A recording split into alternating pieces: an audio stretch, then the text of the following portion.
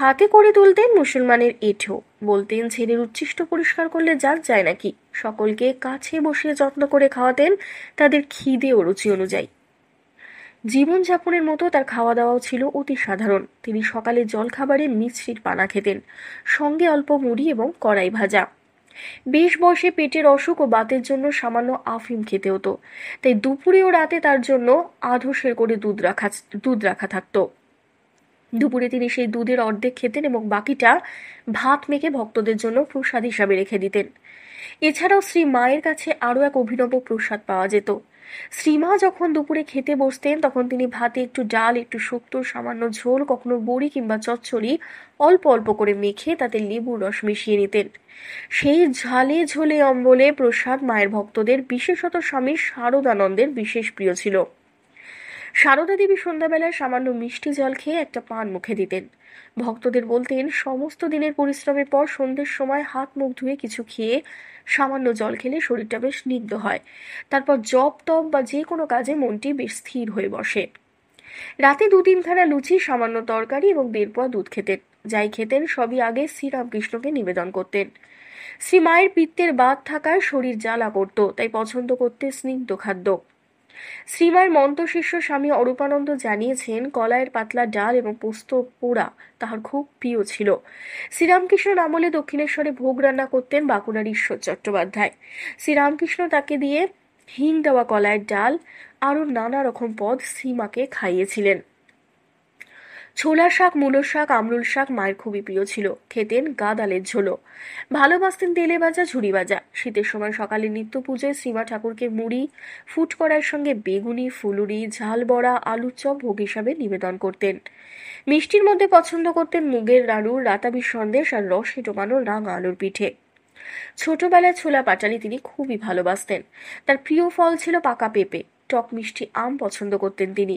পেয়ারা ফুলি, ছোট ল্যাংড়া আম এবং মুম্বাই নিবাসী জনৈক ভক্তের পাঠানো আলফান্সো আম তার খুবই প্রিয় ছিল।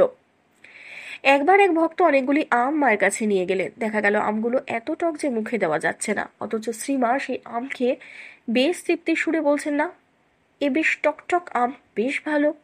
শ্রীমা ভালো রাঁধতে জানতেন। তার রান্নার বৈশিষ্ট্য ছিল তিনি তরকারিতে নুন, ঝাল, মশলা একটু কম দিতেন।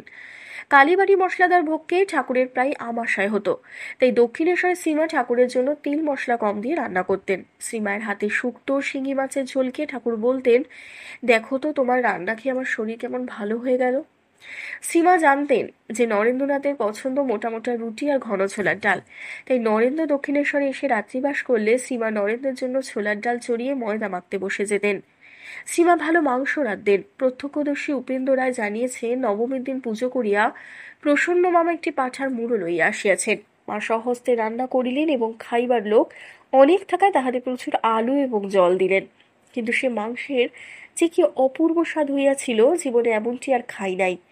কেউ মাংস খেতে চাইলে তিনি জয়রাম বাটিতে থাকলে সিংহবাহিনীর উদ্দেশ্যে নিবেদিত বলির মাংস এবং কলকাতায় থাকলে কালীঘাটের প্রসাদী মাংস আনিয়ে রান্না করতেন। স্বামীজির শিষ্য স্বামী বিরজানন্দ জয়রামবাটিতে গিয়ে শ্রীমায়ের হাতের কলাইয়ের ডাল, পোস্ত চচ্চড়ি, মাছ চাটুই প্রভৃতিকে এত আনন্দ পেয়েছিলেন যে বহুকাল পরেও তিনি মায়ের রান্নার প্রশংসা করে বলেছেন, সে রান্না যে কি সুস্বাদু ছিল তা বলাই যায় না, যেন স্বর্গীয় কিছু। এখনো যেন কিরকম মুখে লেগে আছে।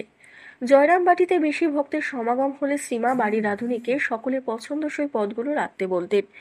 নিজেও রান্না করতেন। সেখানে দুপুরের খাবারের তালিকায় থাকতো ভাত, কলাইয়ের ডাল, পোস্ত, একটা ঝাল তরকারি, মাছের ঝোল, একটু টকের পদ, কখনো শাক, ডালনা, ভাজা। রাতে থাকতো রুটি, তরকারি আর গুড়। পরিবেশনের ব্যাপারে শ্রীমার কিছু নিয়ম ছিল, যেমন আসন, শালপাতা সব পরিষ্কার হওয়া যায়। শালপাতায় লেগে থাকা জল তিনি পরিষ্কার কাপড় দিয়ে মুছে রাখতেন, যাতে রুটির পাতায় যাতে লেগে না যায়। রুটি যেন সেই পাতার জলে না লেগে যায়। খাবার বাড়ার পর কারো আসতে দেরি হলে তিনি আঁচল দিয়ে মাছি তাড়াতেন। ভক্তদের খাওয়ার সময় তিনি কাছে বসে খাওয়ার ফাঁকে ফাঁকে জিজ্ঞাসা করতেন, কেমন হয়েছে, কার পাতে ভাত নেই, রুটি শেষ, তরকারি কম ইত্যাদি কোনো কিছুই নজর এড়াতো না তার। যার যেমন রুচি তাকে ঠিক সেই বুঝেই খাওয়াতেন। খাওয়ার পরে তিনি কাউকে উচ্ছিষ্ট তুলতে দিতেন না। কেউ খাওয়ার পর এঁঠো শালপাতা তুলে নিয়ে যাচ্ছে দেখলে শ্রীমা তাকে বাধা দিয়ে বলতেন, থাক, লোক আছে। দেখা যেত সে লোক শ্রীমা স্বয়ং। তাকে সকল পণ্যের উচ্ছিষ্ট পরিষ্কার করতে দেখে কেউ কেউ অনুযোগ করে বলতেন, তুমি বামুনের মেয়ে, গুরু, ওরা তোমার শিষ্য, তুমি ওদের এঁঠো নাও কেন? সীমা উত্তর দিতেন, আমি যে মা গো, মায়ের ছেলের করবে না তো কার করবে? একবার জয়রামবাটিতে সীমার ভাইজি নলিনী এক মুসলমান মজুরকে খেতে দিচ্ছেন। পরিবেশনের সময় নলিনী উঠোন থেকে ছুঁড়ে ছুঁড়ে খাবার দিচ্ছে দেখে সীমা বলে উঠলেন, ও কি রে, ওভাবে খেতে দেয় নাকি? এই বলে সীমা নলিনীর হাত থেকে থালা নিয়ে নিজেই পরিবেশন করলেন। শেষে যখন তিনি মজুরের উচ্ছিষ্ট পরিষ্কার করতে গেলেন, তখন নলিনী ভয়ে চিৎকার করলেন, পিসিমা, তোমার জাত যাবে যে। সঙ্গে সঙ্গে সীমা বললেন, ছেলের এঁঠো পরিষ্কার করলে জাত যায় নাকি? ধন্যবাদ।